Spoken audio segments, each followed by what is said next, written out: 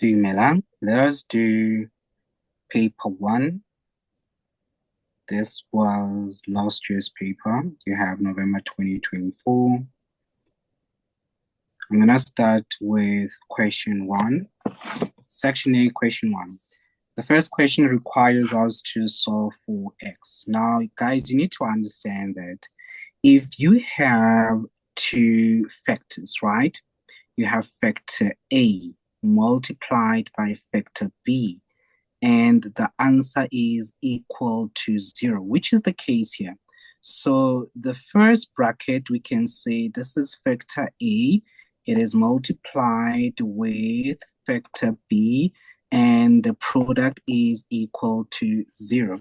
Now, as long as, guys, you have 0 on the right-hand side, there is no need to break the bracket. There is absolutely no need to break the bracket for as long as you've got factors. All right? If there was a plus between the bracket, then we're going to have to break the bracket. If there was a minus between these brackets, then we're going to have to break the brackets. But here you've got two factors, and the product is equal to 0. Now, this takes you back to grade 5. And I'm sorry to say this, but I'll keep on saying this, guys. Certain things are just repetitive, but when they get to a high grade, somehow you guys forget them. I don't know why. Nothing has changed. From grade 5, you learned that for you to have a product of 0, one of the factors has to be equal to 0. So if I have 1 times 0, then the product will be equal to 0. Or I'll have 0 times 1, then the product is equals to 0. If I have 3 times 0, then the product will be equals to 0. If I have 3 times 2 times 0, then the product will be equal to 0. For as long as one of the factors is equal to 0, your product will be equal to 0. But in this scenario here, we do not know which one of the factors is equal to 0. So what are we going to do?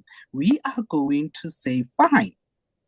Since we know that when we multiply these two factors, we will get a product of 0, then one of them will be equal to 0. Therefore, we're going to say that let's take the first factor, which is x over 4 minus 1, and equate it to 0. Or the second one should give us 0, all right? So if it's not the first one, then it has to be the second one that is equal to 0. So here we're just playing a guessing game to say that one of these factors has to be equal to 0, and that's why we're taking each of these and we are equating them to 0. Now, for us to make sure that these factors are equal to 0, we need to find out what should the value of x be. Therefore, guys, this is grade 8 math. You already know how to solve for this, right? You are simply going to take this one and transpose it and take it to the right-hand side. And when you take it to the right-hand side, what are you going to have? You will simply have x divided by 4 is equals to, when that one, because it's negative, when it is transposed to the right-hand side, that negative will change and become plus. And that is why we're going to have 1 on the right-hand side. To get rid of this denominator, I am simply going to multiply both sides by 4 over 1 and multiply this side by 4 over 1 as well. You will end up having 4 and 4 crossing out and end up having x is equals to 4. And that is because 1 times 4 is equal to 4. I'm going to teach you guys this as though I'm teaching grade 8 because I'm fresh from teaching grade 8. Okay, now the second one, in the second factor, we are simply going to do the same thing, solve for x. We transpose this 2 to the right-hand side. So you will have x is equals to negative 2, and that's what the value of x will be. And just like that, you have solved the equation, 2 marks in the box. All right, let's go to the second question. Here they want us to calculate x using that formula. We need to solve for x if 2x minus x is equals to 12. All right. Please note that for you to be able to solve for x, you first need to write this given equation here in standard form. What is that standard form? You need to write it in this form where you have ax squared plus bx plus c is equal to 0.